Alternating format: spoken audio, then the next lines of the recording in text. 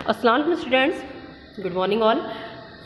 Understanding secularism chapter 2 में अभी तक हम लोगों ने पढ़ा है कि स्टेट किस तरह से इंटरफेयर कर सकता है रिलीजन्स के अंदर और किस तरह से उन्होंने अनटचेबिलिटी को जो है बैन कर दिया है हमारे इंडियन कॉन्स्टिट्यूशन के अंदर।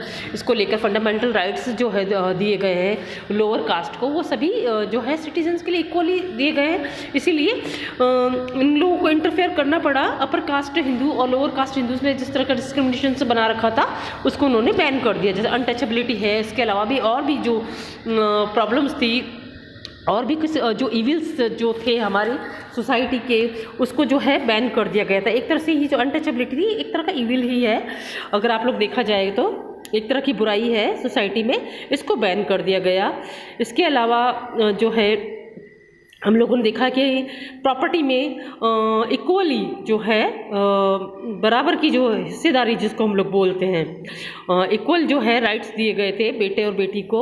इसमें भी जो है पर्सनल लॉ के अंदर जो है हमारे कॉन्स्टिट्यूशन ने जो है स्टेट ने जो है इंटरफेयर किया है, जो कि रिलीजन बेस्ड होते हैं। अक्सर कर लड़कियों को जो है अपने पैतृक संपत्ति के अंदर किसी भी तरह का जो है बराबर का हिस्सा नहीं होता है, तो इसको भी जो है इसमें भी जो है उन्होंने इंटरफेयर किया है।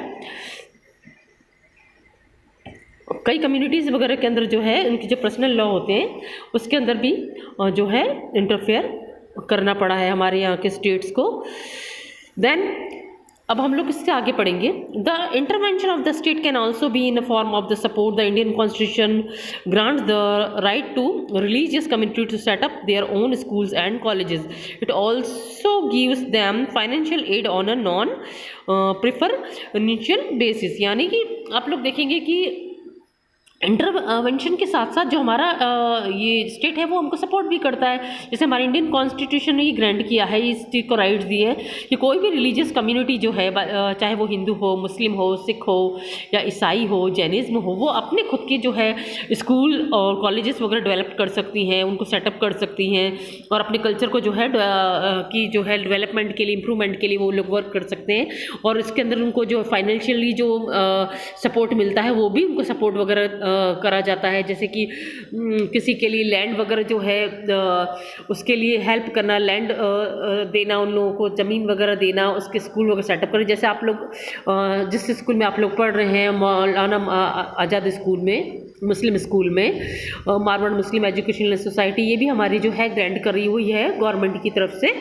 तो आप लोग देखिए कि इंटरफेयर तो होता ही है, वो भी लोगों की भलाई के लिए। लोगों के साथ में डिस्क्रिमिनेशन करना या उन लोगों को किसी तरह से एक्सक्लूड कर देना सोसाइटी से, या उन लोगों के लिए कुछ इस तरह के रूल्स बना देना कि वो आप लोगों के साथ में नहीं हो सकते, तो ये गलत है। बट हमारा जो है स्टेट, हमारा इंडियन कॉन्स्टिट्यूशन हम लोगों को ये भी ग्रांट करता है, ये भी मतलब जो है फैसिलिटीज़ देता है कि हम अपने जो है कल्चर को बढ़ावा भी दे सकते हैं और उसके अंदर वो जो है हमारा जो कॉन्स्टिट्यूशन जो है इंटरफेयर नहीं करता। In what way is Indian secularism different from that of other democratic countries? आप लोग देखिए डेमोक्रेटिक कंट्रीज से हमारा इंडियन सेकुलरिज्म किस तरह से डिफरेंट है, किस तरह से डिफरेंस रखता है, क्या क्या डिफरेंसेस होते हैं हमारे इंडियन सेकुलरिज्म में और अदर कंट्रीज़ के सेकुलरिज्म के अंदर। उनके जो डेमोक्रेटिक कंट्रीज़ हैं वहाँ ज़्यादातर सेकुलरिज्म को जो है बढ़ावा दिया जाता है, तो बट हमारा इंडियन सेकुलरिज्म अदर कंट्रीज़ के सेकुलरिज्म से किस तरीके से थोड़ा सा डिफरेंट है।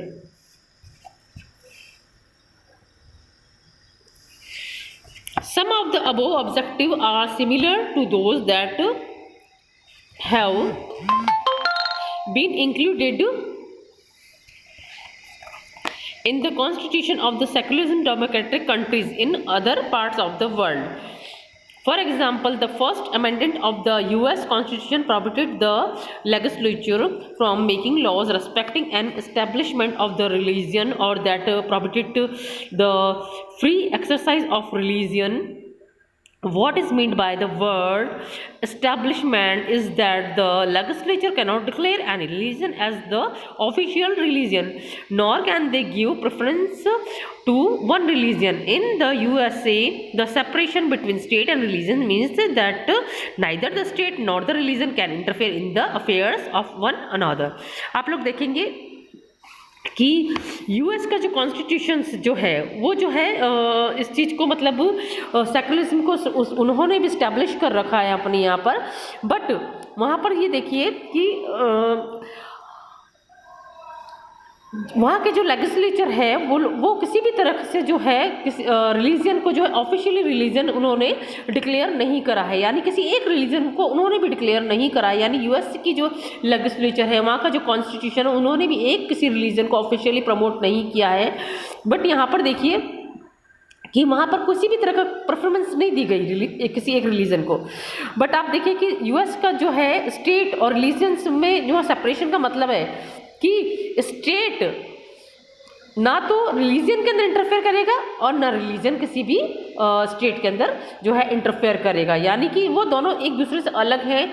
यानी स्टेट किसी भी तरह रिलीजन्स के अंदर किसी तरह का इंटरफेयर नहीं कर रहा है। यानी जिस तरह का आप रिलीजन मान रहे हो, जिस तरह से आप लोग उसको प्रमोट करते हैं या उस तरह से अपने किसी भी गॉड की जो है प्रेयर करते हैं या किसी भी तरह के अपने प्रेयर प्लेसेस वगैरह को जो है आप लोग इस्टेब्लिश करते हैं, तो उसमें इंटरफेयर नहीं करता। और रिलीजन भी जो है स्टेट के किसी भी वर्क के अंदर इंटरफेयर नहीं करेगा। अगर स्टेट कुछ वर्क करना चाहता है, कोई लॉ बनाना चाहता है, तो रिलीजन भी जो है उसमें किसी तरह का इंटरफेयर नहीं करेगा। There is one significant way in which Indian secularism differ from the dominant understanding of secularism as practiced in the United States of America. This is because unlike the strict separation between religion and the state in American secularism, in Indian secularism the state can intervene in religious affair. यानी आप लोग देखिए कि America जो है का secularism हमें इस तरह से समझना होगा कि अमेरिका जो है वो किसी भी तरह का जो है रिलीजियंस के अंदर इंटरफेयर नहीं करेगा। ये दोनों जो है रिलीजन और स्टेट जो है डिफरेंट रहेंगे, एक दूसरे से अलग रहेंगे। वो यही जो है अमेरिका का सेकुलरिज्म है। बट इंडियन सेकुलरिज्म में ये है कि स्टेट जो है रिलीजियंस के अंदर इंटरफेयर कर सकता है।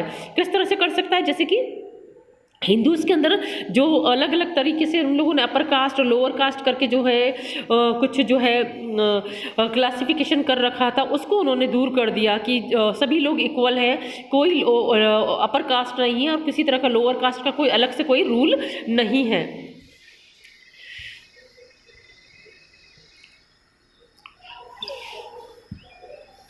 Indian Constitution intervened in Hindu religious practices in order to abolish untouchability। यानी हिंदू रिलीजियस के अंदर जो प्रैक्टिस की जाती थी जिसको मतलब अनटचेबिलिटी को है, उसको उन्होंने दूर कर दिया था, उसको हटा दिया गया था और इसे बैन कर दिया गया। इन इंडियन सेकुलरिज्म दो the state is not strictly separate from religion, it does maintain principled distance with the religion. यानी कि इंडियन सेकुलरिज्म के अंदर स्टेट जो है स्ट्रिक्टली जो है इसको रिलीजन से किसी भी चीज़ को मेंटेन करने से उसको भी जो है सेपरेट नहीं कर सकता कि भाई अगर रिलीजियंस में किसी चीज़ को माना जा रहा है तो उसको भी वो सेपरेट नहीं कर सकता। और किसी कहीं ना कहीं उसका इंटरफेयर होता है कि वो जो है अनटचेबिलिटी और इस तरह की जो सोशल इविल्स होते हैं उनको दूर करने के लिए भी वो हमारा जो है इंडियन सेकुलरिज्म वर्क करेगा, यानी हमारा स्टेट वर्क करेगा, कॉन्स्टिट्यूशन वर्क करेगा। This means that any interference in religion by the state has to be based on the ideals laid out in the constitution. यानी कि अगर किसी तरह का जो आइडियल्स वगैरह जो है उसको लेकर आने के लिए कॉन्स्टिट्यूशन के अंदर हमारा कॉन्स्टिट्यूशन जो है रिलीजन के अंदर जो है इंटरफेयर कर सकता है। These ideals serve as the standard through which we can जज वेदर द स्टेट इज और is not behaving according to secularism principles. Okay students, अभी हम लोग इसको यहीं पर ही जो है फिनिश करते हैं। नेक्स्ट पैराग्राफ के अंदर हम लोग आगे पढ़ेंगे कि किस तरह से जो है अदर जो फ्रांस के अंदर किस तरीके से जो है सेकुलरिज्म को जो है बढ़ावा दिया जाता है या किस तरह से उन लोगों ने अपने यहाँ पर जो है लॉ बना दिए थे और रिलीजन्स को लेकर के। अभी हम लोग जो है पार्ट 7 में इसको कंप्लीट करते हैं। पार्ट 8 के अंदर हम लोग आगे और फ्रांस के बारे में भी पढ़ेंगे।